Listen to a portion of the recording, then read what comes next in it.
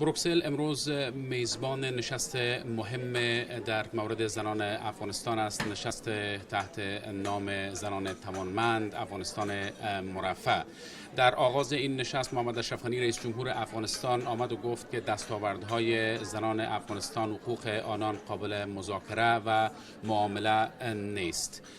برای این که بیشتر در این مورد بدانیم، امین لحظه سیما سمر رئیس کمیسیون مستقل حقوق بشر افغانستان را با خود داریم که از سخنرانان اصلی و ارشد این نشست هست. خانم سمر بسیار زیاد خوش آمدین. لطفاً در شروع به ما و مخاطبان ما بگویید که برای شما چقدر مهم است برگزاری چنین نشست در مورد زنان افغانستان. تشکر از شما. من فکر میکنم این بسیار یک مسئله اساسی و بنیادی است، به خاطر از اینکه در کنفرانس های قبلی یا در یک قسمت یک ساید ایونت می بود یا در آخر پروگرام یا در قسمتی از پروگرام یک سشن یک ساعت برای بخش زنها داده می شد سر موضوع حقوق زن و از رول زنها در صلح و رفاه در یک کشور بحث می شد. اما این پروگرام کنفرانس بروکسل با فوکس یا شروعش سر موضوع زنها در افغانستان شد و توانمندسازی زنها برای رفاه بهتر یا بیشتر در افغانستان است و این یک گام مثبت است به نظر من. عملا از نظر من این اعتراف است با موجودیت زنها در افغانستان، به خاطر از اینکه عملا همیشه مسائل زنها یک بخشی از قضایا است ولی اونقدر بحث جدی نیست.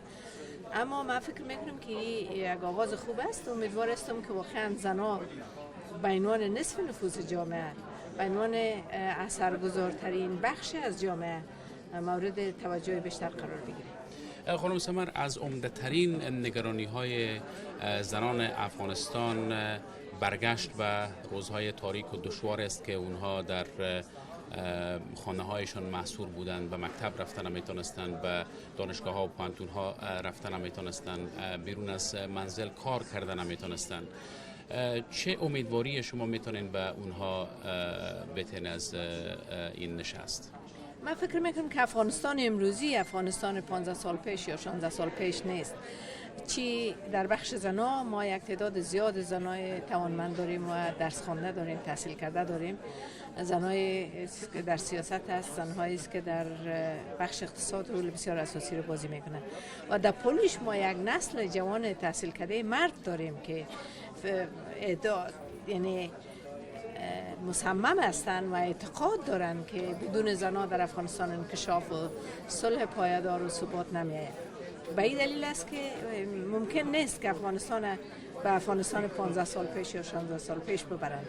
اما احتمال از این که مشکلات در افغانستان یا منازعه مسلحانه که در افغانستان جریان داره این تداوم پیدا بکنه. من فکر میکنم که در این راستا رول زنها بسیار اساسی است و تمام ما به عنوان هر کدام ما به عنوان یک شهروند مسئول باید از خود شروع بکنیم، از فامیل خود شروع بکنیم مسائل صلح. فراموش نکنیم که 14 هست در افغانستان جنگ است و کلتور زندگی روزمره افغانستان جنگی شده. مثلا مادرها به خاطر از اینکه بچه‌هاشون ناز داده باشه شیر بچه این شیر بودن یک حیوانی که در جنگل زندگی میکنه و تحت هیچ قوانین زندگی خود پیش نمیبرن یا به هیچ قانون پابند نیست. یعنی ما بچه خود تبلیغ کردن یا تشویق کردن که شیر باشه چی را بر ما حل میکنه؟ باز دختر خود میگیم دختره که مظلومیم، بچه هم چادر خود درست بپوش، صدایت هم نبره، بسیار خیزک هم نزن چون دختر هستی. این فرهنگ تا زمانی که در داخل خانه ها تغییر نکنه ما مشکلات بسیار جدی می داشته باشیم.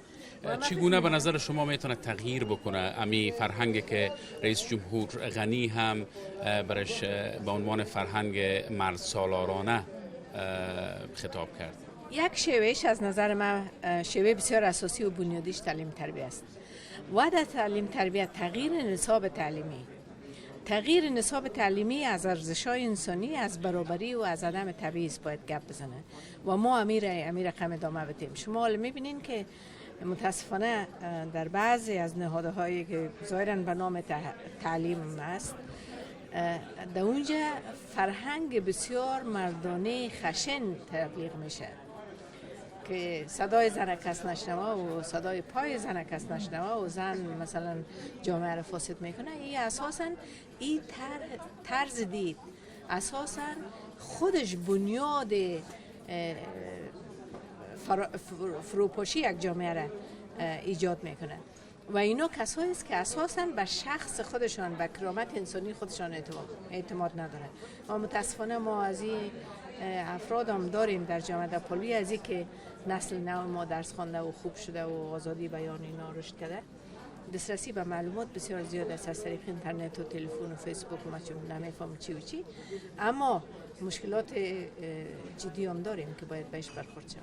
و بسیار کوتاه خانم سمر، قرار است فردا نشست اصلی تحت نام مشارکت برای رفاه و صلح برگزار شود در بروکسل و نقش زنان در زمینه صلح هم مهم است، هم برای شما، هم برای حکومت افغانستان و هم برای اتحادیه اروپا.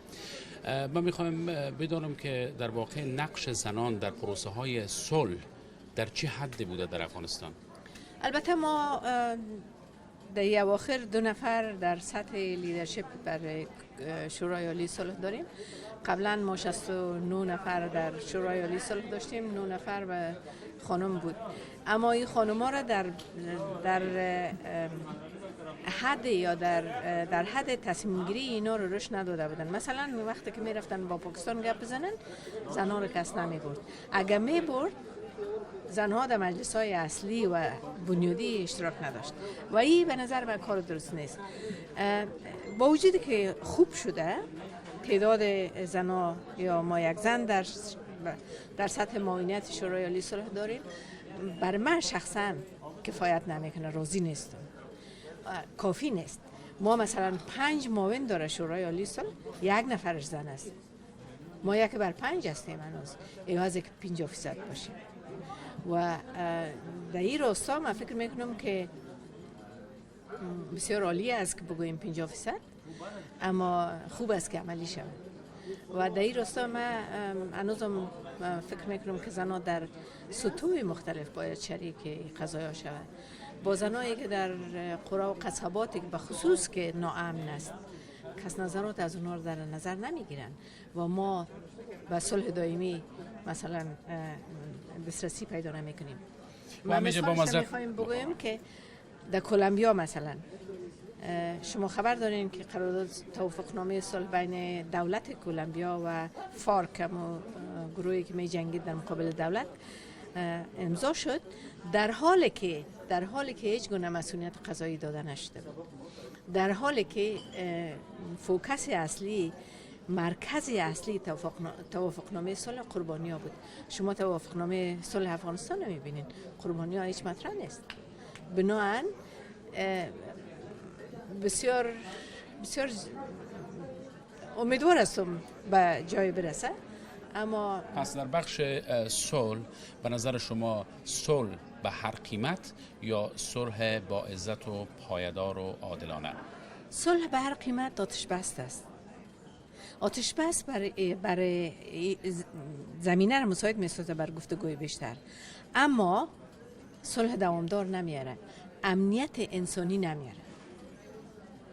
بسیار زیاد تشکر از شما خانم سمر، رئیس کمیسیون مستقل حقوق بشر افغانستان بود که با رادیو آزادی صحبت میکرد در حاشیه کنفرانس بروکسل برای افغانستان.